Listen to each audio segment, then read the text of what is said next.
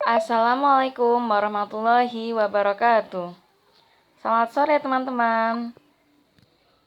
Di sini kami dari kelompok 3 yang beranggotakan Anissa Amelia Fatha, Fatinoha Husni Amalia, Alfiniam, dan Hilma Fizatul Husna akan mempresentasikan tentang manajemen pengembangan sumber daya manusia. Silahkan disimak. Nah, materi yang akan kami bahas diantaranya yang pertama, pengertian manajemen pengembangan sumber daya manusia. Yang kedua, tujuan pengembangan sumber daya manusia. Yang ketiga, ruang lingkup pengembangan sumber daya manusia. Yang keempat, perencanaan sumber daya manusia. Yang kelima, model-model dalam pengembangan sumber daya manusia. Dan yang terakhir, efektivitas pengembangan sumber daya manusia.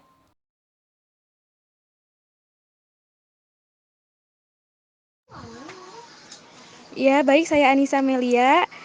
Di sini saya akan jelaskan sedikit tentang pengertian dan tujuan pengembangan sumber daya manusia, dan nanti yang terakhir ada efektivitasnya. Nah, yang pertama ada pengertian manajemen pengembangan sumber daya manusia.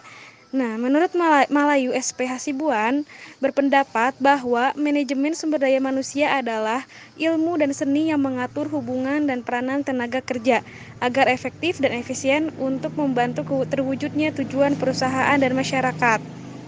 Nah, dapat dikatakan gitu bahwa pengembangan SDM adalah segala aktivitas yang dilakukan oleh organisasi dalam memfasilitasi pegawai agar memiliki pengetahuan, keahlian, dan atau sikap yang dibutuhkan dalam menangani pekerjaan saat ini atau yang akan datang. Nah, aktivitas yang dimaksud tidak hanya pada aspek pendidikan dan pelatihan saja, akan tetapi menyangkut aspek karir dan pengembangan organisasi. Nah, dengan kata lain, pengembangan dengan kata lain, PSDM berkaitan erat dengan upaya meningkatkan pengetahuan, kemampuan dan atau sikap anggota organisasi, serta penyediaan jalur karir yang didukung oleh fleksibilitas organisasi dalam mencapai tujuan organisasi. Nah, yang kedua ada tujuan pengembangan SDM.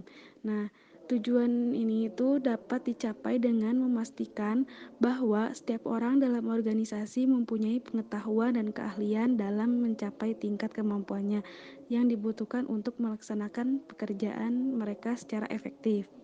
Nah, selain itu, perlu pula diketahui bahwa dalam upaya pengembangan sumber daya manusia ini, kinerja individual dan kelompok adalah subjek untuk peningkatan yang berkelanjutan, dan bahwa orang-orang dalam organisasi ini dikembangkan dalam cara yang sesuai untuk memaksimalkan potensi serta promosi mereka.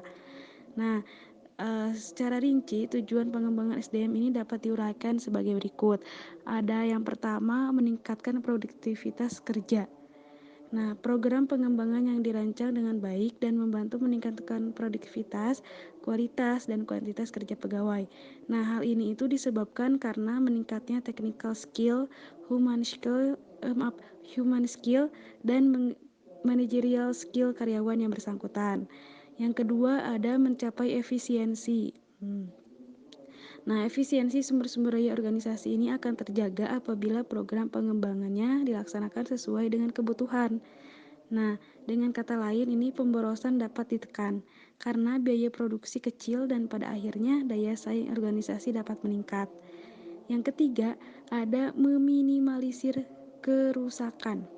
Nah, dengan program pengembangan yang baik, maka tingkat kerusakan barang atau produksi dan mesin-mesin dapat diminimalisir karena para pegawai akan semakin terampil dalam melaksanakan tugasnya. Yang keempat, ada mengurangi kecelakaan. Nah, dengan meningkatnya keahlian atau kecakapan pegawai dalam melaksanakan tugas, maka tingkat kecelakaan pun dapat diminimalisir. Yang kelima, ada meningkatkan pelayanan. Nah, pelayanan ini merupakan salah satu nilai jual organisasi atau perusahaan. Oleh karena itu, salah satu tujuan pengembangan SDM adalah meningkatkan kemampuan pegawai dalam memberikan layanan kepada konsumen. Yang keenam, ada memelihara moral pegawai. Nah, moral pegawai ini tuh diharapkan akan lebih baik karena dengan diberikannya kesempatan kepada pegawai untuk mengikuti program pengembangan pegawai, maka pengetahuan dan keterampilannya itu diharapkan sesuai dengan pekerjaannya, sehingga antusiasme pegawai untuk menyelesaikan pekerjaan akan meningkat.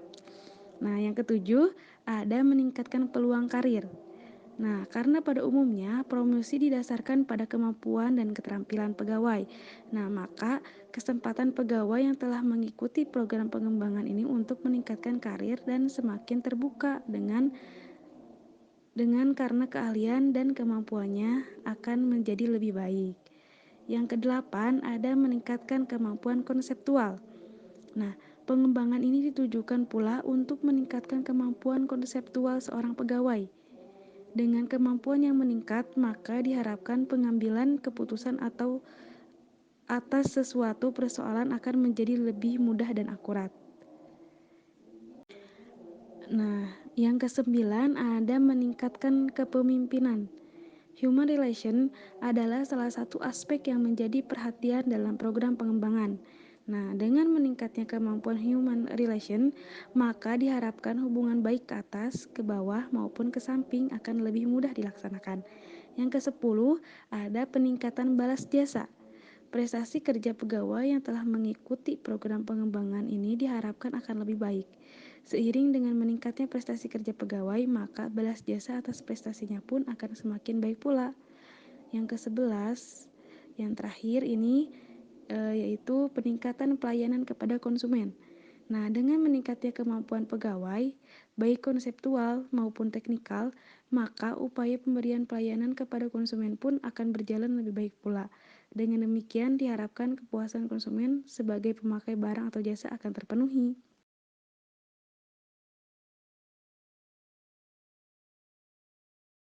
Baik, selanjutnya ruang lingkup pengembangan sumber daya manusia. Sejalan dengan pengertian pengembangan sumber daya manusia secara mikro maupun makro, maka ruang lingkup yang dimaksud dalam pembahasan ini adalah pengembangan sumber daya manusia secara mikro, yaitu di dalam lingkup suatu organisasi, instansi, atau lembaga, baik pemerintah maupun swasta.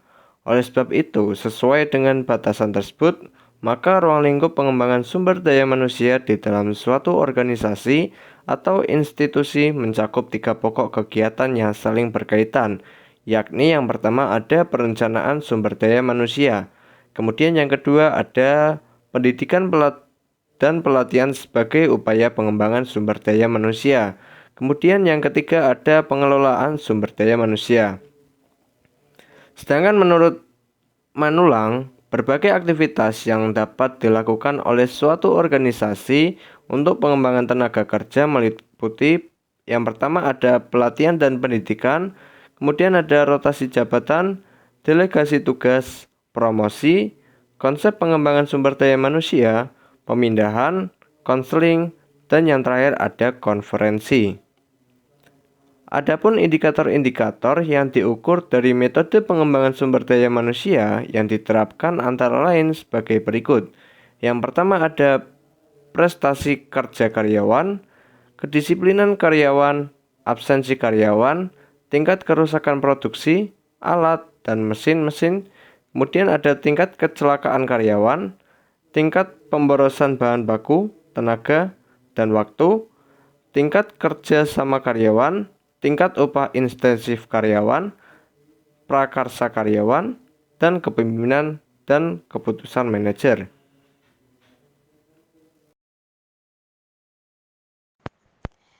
Baik, selanjutnya kita masuk ke pembahasan yang keempat, yaitu perencanaan sumber daya manusia. Nah, perencanaan sumber daya manusia ini merupakan proses analisis dan identifikasi tersedianya kebutuhan akan sumber daya manusia, sehingga organisasi yang tersebut dapat mencapai tujuannya.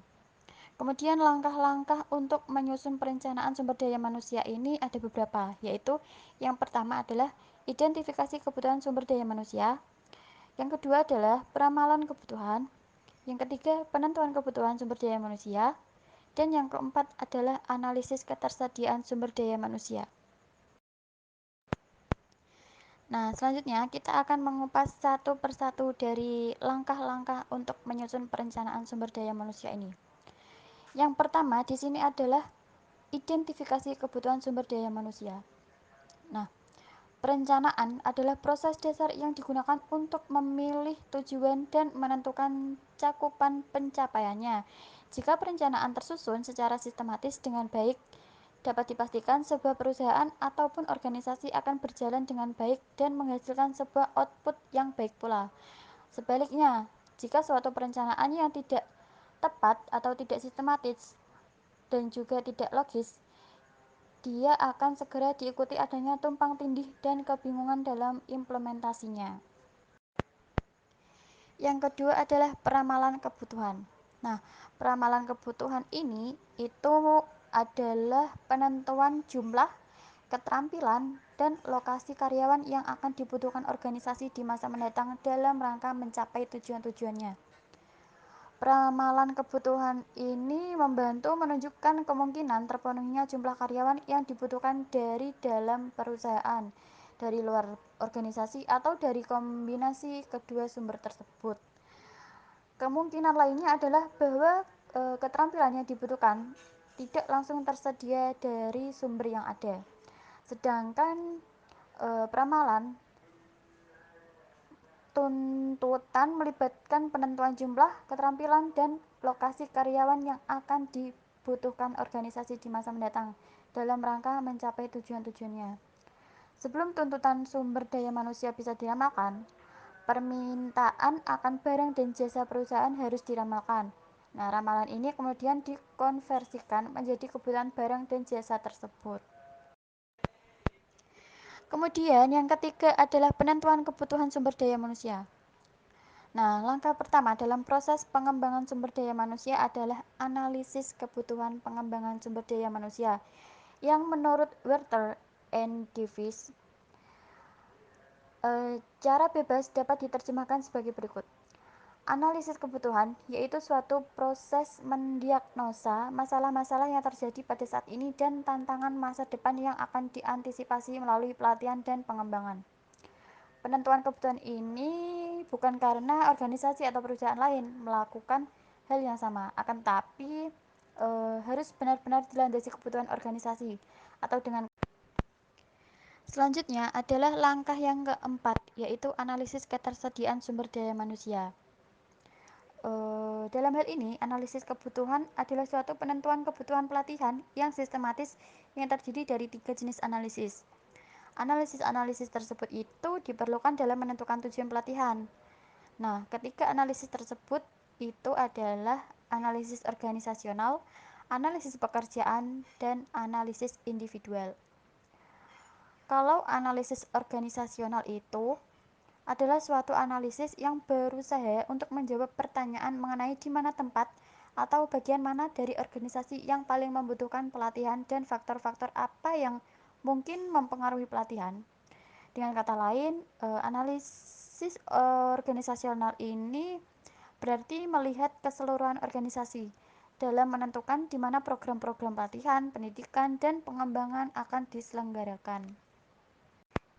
Kemudian, kalau analisis pekerjaan itu adalah suatu analisis yang mencoba menjawab mengenai apa yang seharusnya dilatihkan sehingga pegawai dapat melakukan pekerjaannya dengan baik. Dalam melakukan analisis pekerjaan, uraian pekerjaan yang menggambarkan pekerjaan harus dilakukan dan dideskripsikan jabatan yang menggambarkan kompetensi yang akan harus dimiliki dalam melakukan suatu pekerjaan harus menjadi perhatian. Sedangkan yang terakhir adalah analisis individual. Nah, itu merupakan suatu analisis yang mencoba menjawab mengenai siapa yang memerlukan pelatihan dan jenis pelatihan apa yang dibutuhkan oleh pegawai tersebut. Dengan kata lain, analisis individual ini memfokuskan diri pada pegawai yang akan diikutsertakan dalam program pengembangan pegawai. Nah, kemudian di sini saya akan menjelaskan tentang model-model dalam pengembangan sumber daya manusia. Di sini kami mengambil 3 model. Yang pertama yaitu lesson study.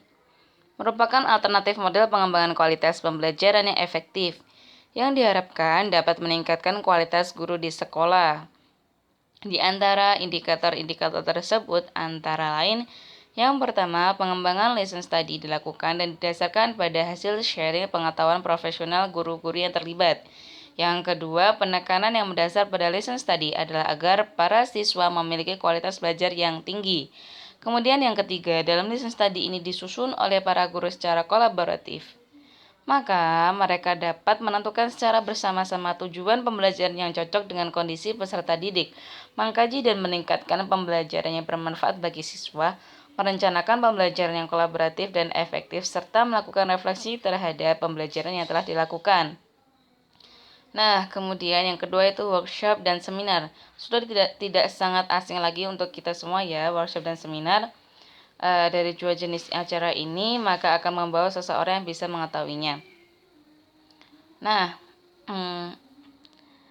pengertian dari workshop. Workshop adalah pelatihan kerja yang meliputi teori dan praktek dalam suatu kegiatan terintegrasi. Nah, jadi dilakukan kegiatan ini teknis dilakukan dengan tujuan mengembangkan pengetahuan, pemahaman, dan keterampilan para target sasarannya. Objeknya yaitu seorang atau sekelompok orang. Sasarannya untuk memberikan pemahaman, pengetahuan, dan keterampilan kepada target sesuai dengan kebutuhan masing-masing. Prosesnya mempelajari dan mempraktekkan apa yang menjadi topik sesuai dengan prosedur sehingga menjadi kebiasaan, dan hasilnya bisa segera terlihat karena memang langsung praktek. Kemudian seminar. Seminar adalah suatu pertemuan atau persidangan untuk membahas suatu masalah yang dibawa pimpinan ketua sidang. Nah, pembahasan dalam seminar berpangkal pada makalah atau kertas kerja yang telah disusun sebelumnya oleh beberapa pembicara sesuai dengan pokok-pokok bahasan yang diminta oleh suatu panitia penyelenggara. Nah, pembahasan dalam seminar membutuhkan waktu yang lebih lama karena sifatnya yang ilmiah. Apabila pembicara tidak dapat mengendalikan diri, maka waktu banyak dipergunakan. Nah, yang terakhir ada efektivitas pengembangan sumber daya manusia. Efektivitas ini merupakan hubungan antara keluaran dengan tujuan atau sasaran yang harus dicapai menurut Sumenge tahun 2013. Nah, kegiatan operasional ini dikatakan efektif apabila proses kegiatan mencapai tujuan dan sasaran akhir kebijakan. Nah, efektivitas ini dapat ditekankan kepada tingkat pencapaian tujuan program ataupun kegiatan yang sudah ditetapkan, sehingga dapat dilihat hasil yang nyata dari kegiatan pengelolaan manajemen SDM oleh Departemen SDM. Nah, manajemen sumber daya yang efektif mengharuskan manajer untuk menemukan cara terbaik dalam mengkaryakan orang-orang untuk mencapai tujuan perusahaan dan meningkatkan kinerja organisasi, karena manajemen SDM dapat meningkatkan efektivitas organisasinya. Untuk itu, manajer diharapkan mampu untuk mencari berbagai cara untuk meningkatkan kepuasan kerja, komitmen, keterlibatan dalam kehidupan organisasi, kualitas lingkungan kerja, dan efisiensi dan produktivitas. Nah, kemudian kesimpulannya yaitu manajemen pengembangan SDM adalah seni yang mengatur segala aktivitas yang dilakukan oleh organisasi dalam memfasilitasi pegawai agar memiliki pengetahuan, keahlian, atau sikap yang dibutuhkan dalam menangani pekerjaan saat ini atau yang akan datang. Aktivitas yang dimaksud tidak hanya pada aspek pendidikan dan pelatihan saja, akan tetapi menyangkut aspek karir dan pengembangan organisasi. Tujuan dari manajemen pengembangan SDM adalah untuk mengelola dan mengontrol terhadap peningkatan produktivitas, meminimalisir kecelakaan kerja, peningkatan karir, dan meminimalisir kerusakan selama melakukan kegiatan operasional organisasi. Oleh karena itu, organisasi harus senantiasa mengontrol pengembangan kemampuan SDM agar organisasi dapat meningkatkan efektivitas dan efisiensinya, sehingga keunggulan kompetitif organisasi tersebut dapat meningkatkan guna menghadapi perubahan teknologi dan informasi yang cepat serta mengatasi persaingan organisasi yang semakin tinggi. Cukup sekian presentasi dari kelompok kami. Mohon maaf apabila banyak kesalahan dan kekurangan. Terima kasih. Wassalamualaikum warahmatullahi wabarakatuh.